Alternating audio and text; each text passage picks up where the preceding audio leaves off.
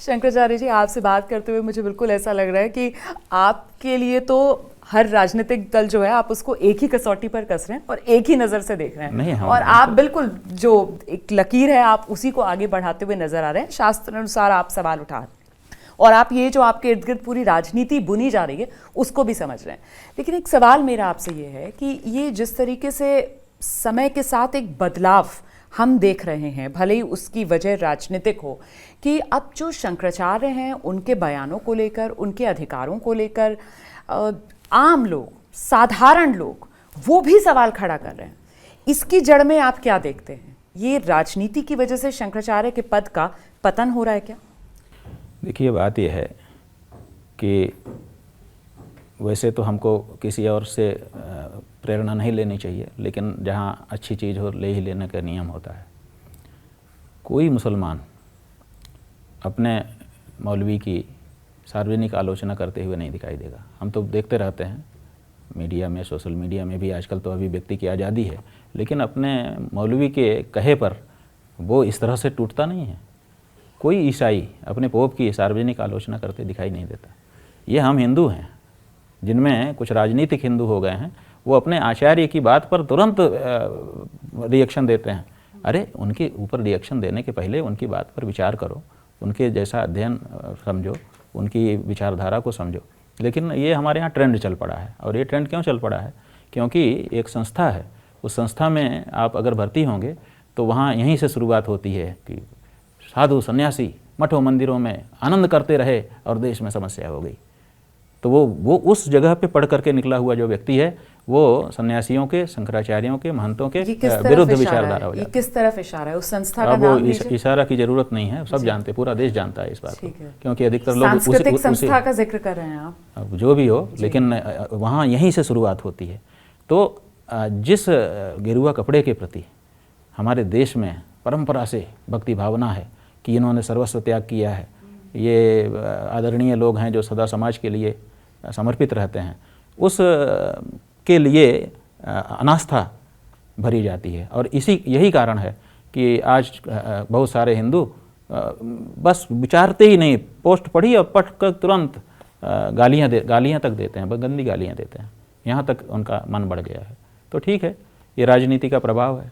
हम लोग ये सोचते हैं कि देखिए, हमारा देश 1000 साल तक गुलाम रहा, ठीक है, मोटे मोटी 1000 साल तक हमारे ऊपर राज कौन कर रहा था?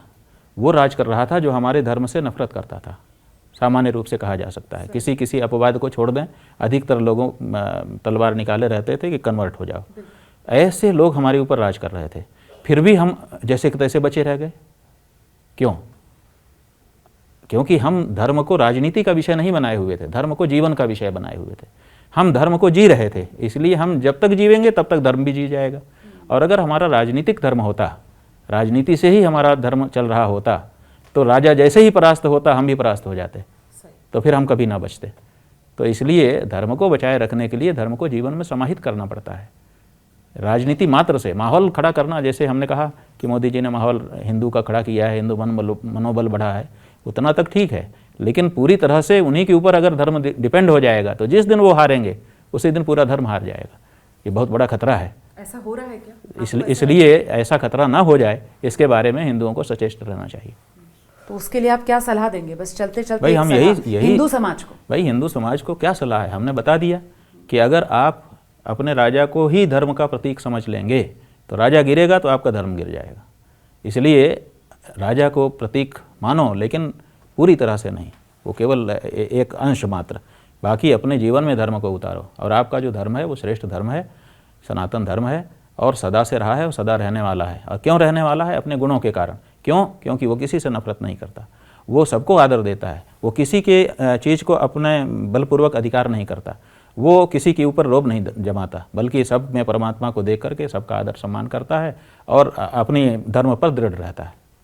तो आप उसी परंपरा में जिस तरह से आपके पूर्वज गए, आप उसको अच्छा समझो और समझ करके तदनुसार जीवन यापन करो, आपका अच्छा ही होगा।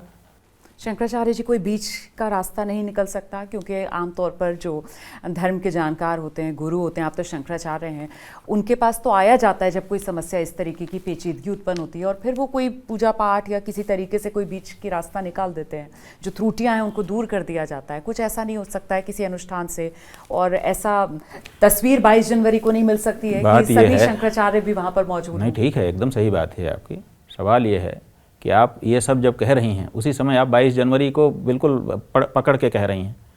क्योंकि क्योंकि इसका मतलब है कि झुके तो केवल शंकराचार्य झुके, वो तो 22 जनवरी ही माने आपका आदेश सर माथे लेकिन पनाला यहीं बहेगा। अरे जब कोई बिले बैठे बात करे तो कोई मध्य मार्ग निकाल लिया जाए।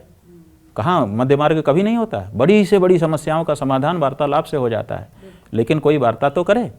आप पहले से ही आग्रह बना लेंगे कि ये व्यक्ति हमारा दुश्मन है और इस दुश्मनी के कारण कह रहा है और ये गलत कह रहा है, तब तो बात आप करेंगे नहीं, और बात करेंगे नहीं तो क्या रास्ता है। और आप ये कहें कि आप ये झुक जाओ, हम तो झुकने का काम नहीं होता है। हम लोग झुकने के लिए नहीं, हम तो गलत कह ही नहीं रहे हैं, हम तो आपके विरोधी है ही नहीं है, हम क्यों झुकें? हम तो सच बात कह रहे हैं। और अगर धर्म की बात मानोगे तो आप लंबे समय तक स्थिर रहोगे। तो आपकी स्थिर सत्ता के लिए हम आपको ये सलाह दे रहे हैं। मानो ना मानो आपका काम है, तुझको जो सूझे सो कर कहना ही अपना काम है। हम तो न्यायाधीश हैं, जो न्याय की बात है उसको हमने सार्वजनिक कर दिया। हम आपके विरोधी नहीं हैं कि आप हर समय पीछे पड़े रहें। हमको भी जो कहना था हमने कह दिया। अब आपने उस पर विचार कर लिया होगा, और हमने इस तरह से कह दिया कि आपकी बात प्रधानमंत्री तक, जो कि सब चीज़ों के मुखिया इस समय हैं, सब कुछ उन्हीं के आधार पर चलता है। और हमको अभी एक व्यक्ति हमारे आए थे, उन्होंने कहा कि लगता है कि आपकी बात का नरेंद्र मोदी जी पर असर हुआ है, क्योंकि उन्होंने पहले ये कार्यक्रम में नहीं था। अब 11 दिन का उपवास उन्होंने शुरू कर दिया है, और लगता है कि जो कुछ त्रुटि रह रही है उसके प्रायश्चित्त के रूप में वो ये उपवास कर रहे हैं। तो हमने कहा कि अगर आपके पास ऐसा कोई संदेश है तो अच्छी बात है। अगर वो अपनी गलतियों को सुधारने के लिए कुछ कर रहे हैं अनुष्ठान तो अच्छा है। यही तो हम लोग चाहते हैं कि शास्त्र का सम्मान करते हुए, शास्त्र विधि की मर्यादा को पालन करते हुए के लिए अनुष्ठान कर रहे हैं। तो फिर अगर ऐसी बात आप तक पहुंची है तो फिर आप लोग भी एक कदम आगे बढ़ा सकते हैं ताकि बीच का रास्ता नहीं। तो कोई बात करे, हम लोग रास्ता बनाएंगे। क्या हो सकता है, जरूर। मतलब सरकार की तरफ से अगर इस दिशा में बात करें, ट्रस्ट की तरफ से, देखिए सरकार का तो कोई लेना देना है नहीं, ट्रस्ट ही निमंत्रण भेज रहा है सबको। जी ठीक है, अब किसका क्या लेना देना है हम तो उसमें नहीं जाना चाहेंगे, लेकिन कोई करे, हम कहते हैं कोई करे। सब इस समय इकट्ठा हैं, जो लोग भी इकट्ठा हैं उनमें से कोई एक तो आगे आए और आगे आकर के बात करे। बात करने से तो रास्ता निकलता है, और रास्ता तो निकालना ही चाहिए।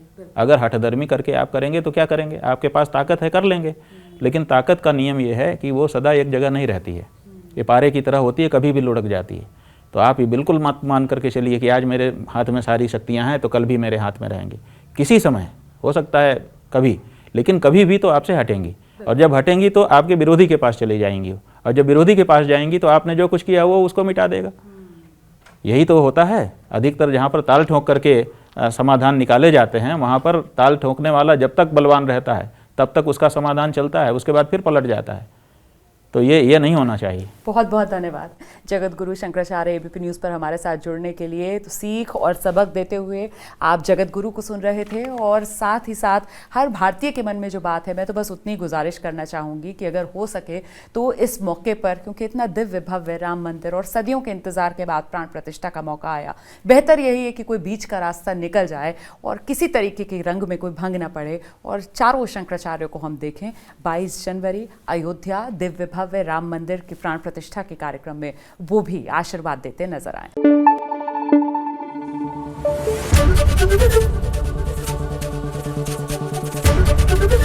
एबीपी न्यूज़ आपको रखे आगे।